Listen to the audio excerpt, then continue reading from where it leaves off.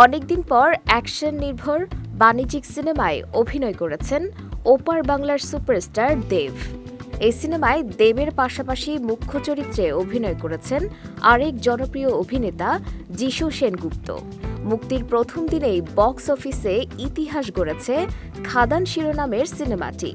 ভারতের দক্ষিণী রাজ্যগুলোতে গভীর রাতে সিনেমার প্রথম শো রাখার ট্রেন্ড ছিল, কিন্তু এবার সেই ট্রেন্ডে নাম লিখিয়েছে ওপার বাংলার সিনেমা খাদান।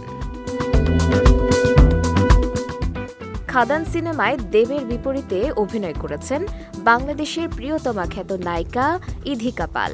তিনি সিনেমা মুক্তির আগেই বলেছিলেন, স্ক্রিপ্ট দেখার পরে একেবারে এক্সাইটেড হয়ে গিয়েছিলাম, আর মনে হয়েছিল দর্শক যখন দেখবেন তারাও এক্সাইটেড হবেন।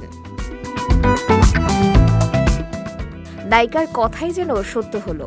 ভারতীয় গণমাধ্যমের প্রতিবেদন থেকে জানা গেছে, মুক্তির প্রথম দিনেই চমক দিয়েছে দেবের সিনেমা খাদান। এই সিনেমার প্রথম শোয়ের আয়োজন করা হয়েছিল ১৯ ডিসেম্বর গভীর রাতে।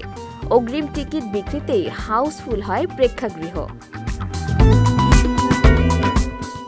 ২০ ডিসেম্বর সন্ধ্যায় দেব খাদান সিনেমার একটি পোস্টার সামাজিক যোগাযোগ মাধ্যমে পোস্ট করে জানান, প্রথম দিনে ১০০টির বেশি শো হাউসফুল হয়েছে। এটা রেকর্ড ব্রেকিং।